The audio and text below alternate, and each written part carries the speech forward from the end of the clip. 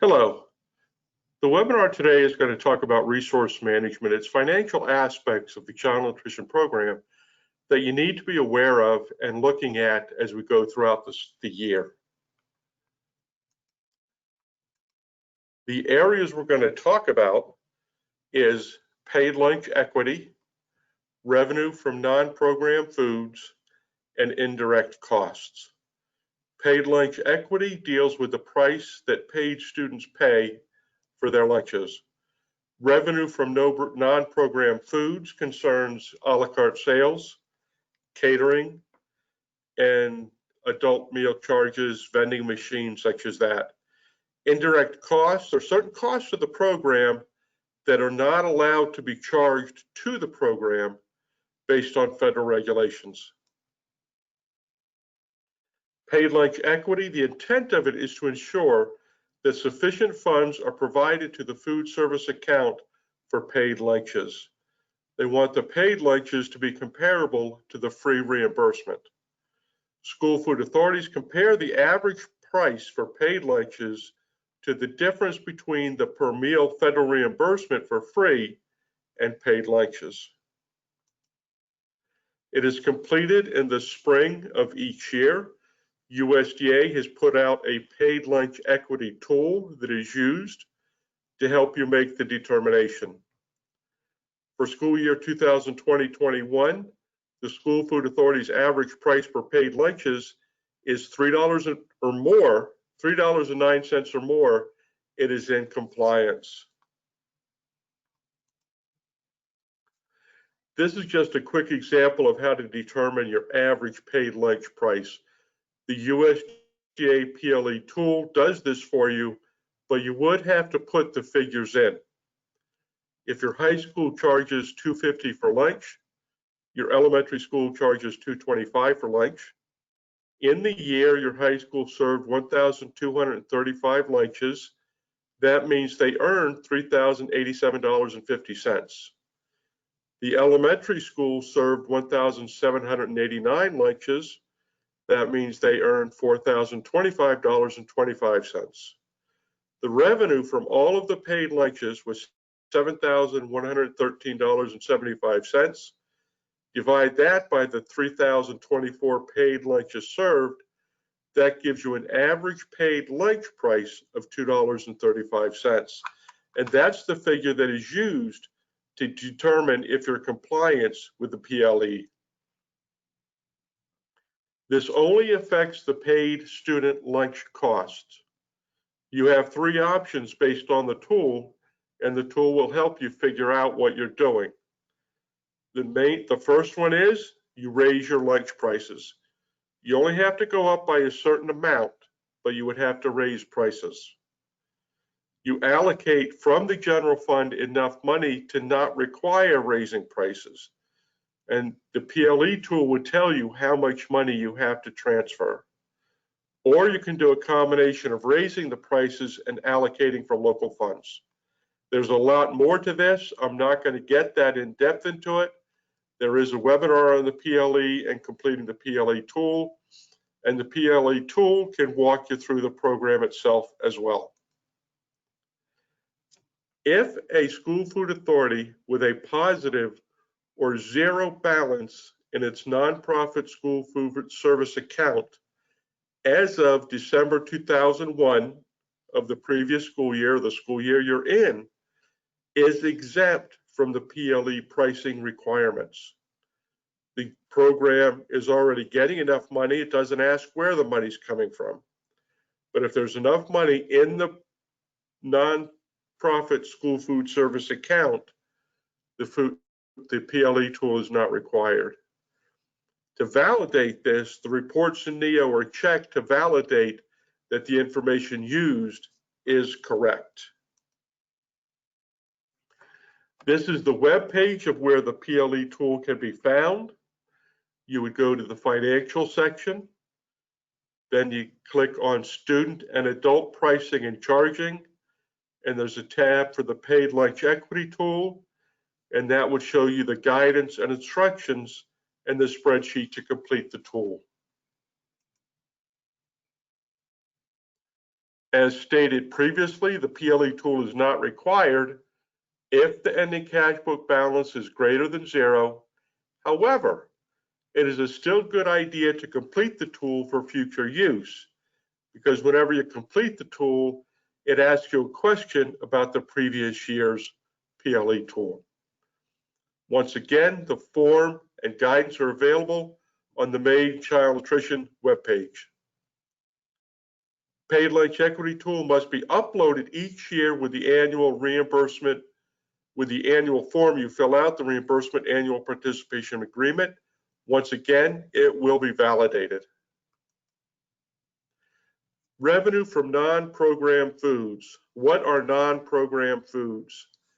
They're a la carte sales, waters, extra sandwiches, chips, whatever you sell in the school nutrition program that is not part of a reimbursable meal is an a la carte sale.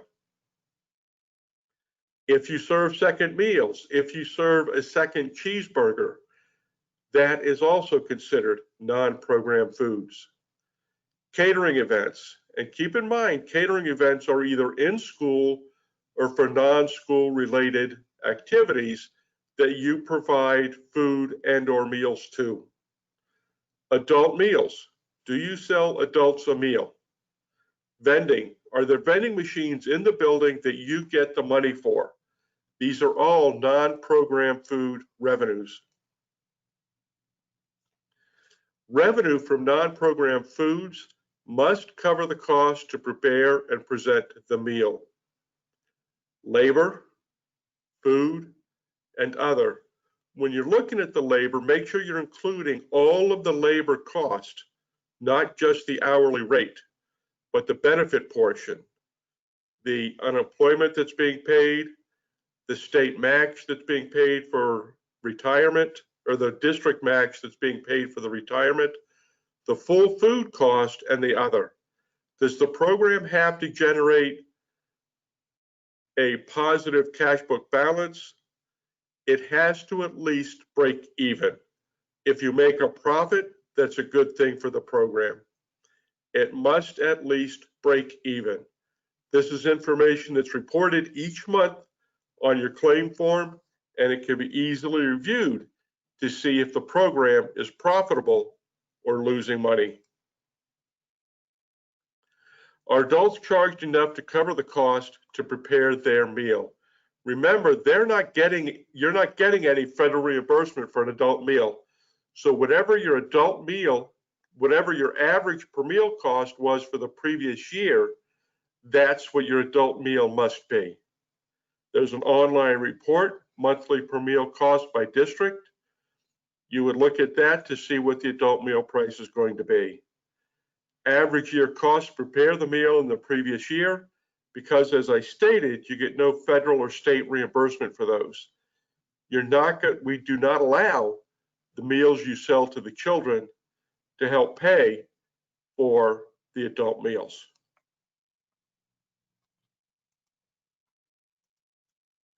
Revenue from non-program foods, a la carte items. Whenever you do your monthly claim, you're entering data for a la carte items sold, the amount that you sell, and the amount it cost you to buy those items. There's an online report, monthly income and expenses. So on there each month, a la carte item sales do not lose money.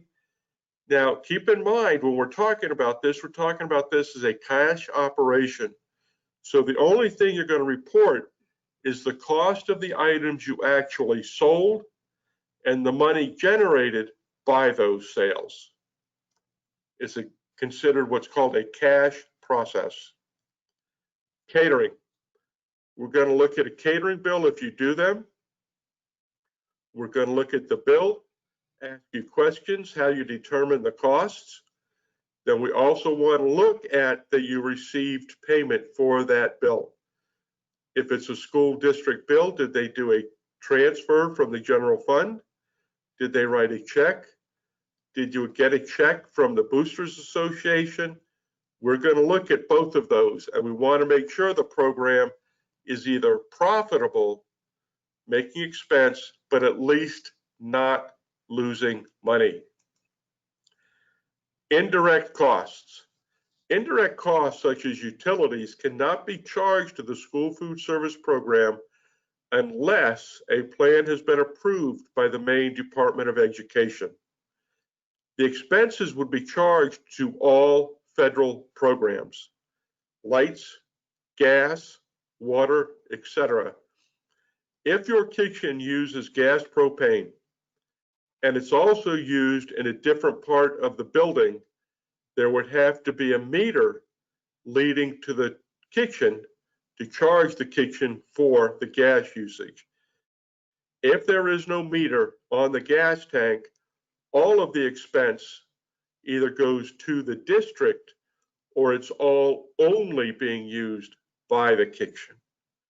Federal requirements are that utilities overhead is charged equitably to all federal programs, and the method to determine what that would be is from the Department of Education. You cannot just say 50% here, 50% there. It would have to be a predetermined amount. There are certain unallowable costs to the program: bad debt, bonuses, improvements to the building is just a small example. There's a complete list on the Maine Child Nutrition webpage, financials, that can tell you what the unallowable costs are. You need to be keeping an eye on your maintenance of the nonprofit food service account each month. We need to know that all of the expenses are approved by the food service department. Is it truly an expense for your program? Are you coding those so that they are being coded correctly? Are all your revenues being posted correctly to your account? Who validates that the expenses and the revenues are posted correctly? Do you look at that each month, see something that doesn't look correct, and follow up and ask questions? What is this for? If you're buying something from Amazon and some of it's yours, some of it's the front office, we'll look at that invoice and see what's yours and see what's not, and make sure it's coded correctly. Each day, who handles the deposits? Is there one person in the kitchen? They make the deposit, they take it to the bank, they deposit it, or is someone else also looking at it? It's a very good idea and good accounting practices to have a minimum of 2 people looking at and validating that daily deposit. This is just a brief overview of the maintenance of the nonprofit school food service account. There are many aspects to it. This is just a little bit like I said. If you have questions, please call our office to ask any questions about the nonprofit school food service account, and we'll help you in any way we can. Thank you and have a good day.